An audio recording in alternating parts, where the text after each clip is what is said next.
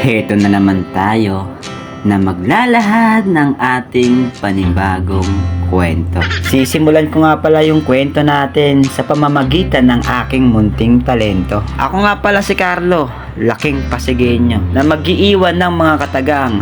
Aanihin mo pa ang mangarap kung hindi ka naman marunong magsikap. Charot! Napakarami ko na palang mga pagsubok na napagdaanan hanggang ngayon. Pagsubok pa rin ang aking nilalakaran. Hanggang kailan kaya na darating yung panahon natin, na darating yung araw na magiging successful din yung mga ginagawa natin. Ang tagal na kasi. Ang tagal-tagal ko nang nagsisipag at nagsusumika pero hindi pa rin dumarating yung inaantay natin. Yung panahon natin na hindi na tayo isang kahit isang tupa.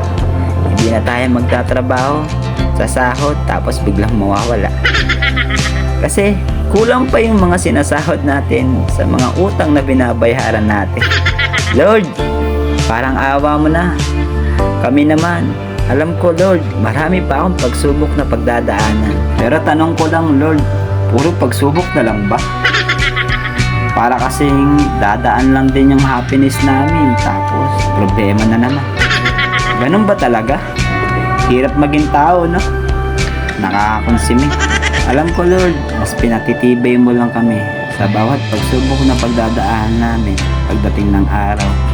Alam namin makakayanan namin at malalagpasan namin. Pero hanggang kailan Lord? Hanggang kailan?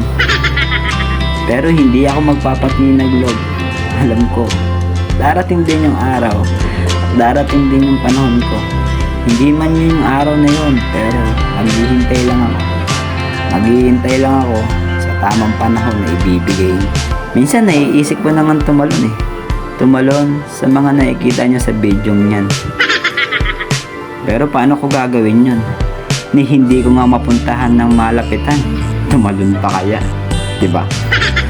Hirap maging mahirap, no? Pero masaya. Kasi nandun yung lahat. Kalokohan, mga kasiyahan, at higit sa lahat, at hindi mawawala yung kalugmukan.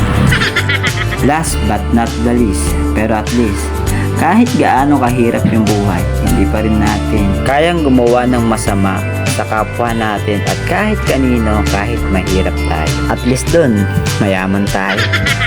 Sa pakisama, at sa pagtulong sa iba, at sa paggawa ng tama. Kahit dun lang, okay na, di ba? Wala nga lang tayong pera. Pero proud ako sa sarili ko dahil kahit papano, hindi tayo gumawa ng mali sa kapwa natin. At kahit papano, marangal yung mga ginagawa natin. Mamatay man ako o mawala man ako bigla sa mundong ito, may maiiwan pa rin akong alaala na mapapanood nyo. Pero wag naman sana. Gusto ko pa kasing maranasan na humiga sa maraming pera. Siguro naman hindi lang naman ako yung gusto o may gusto na makaranas ng ganun. Kasi halos lahat tayo naghahangad na balang araw na sana yumaman tayo. Iba-iba nga lang yung dahilan at iba-iba nga lang yung pamamaraan. Alam nyo na siguro yung ibig kong sabihin. Hindi ko na pahabain pa yung kwentong to. Kaya nga kwento ibig sabihin pwedeng totoo, pwedeng sabihin hindi totoo. Pero nakadepende yun sa itsura ng tao. Biro lang. Seryoso. Nakadepende yun sa tao kung nagsasabi nga ba talaga ng totoo. Marami kasi akong kilala na gumagawa lang ng sariling kwento para maging bida sila sa tao.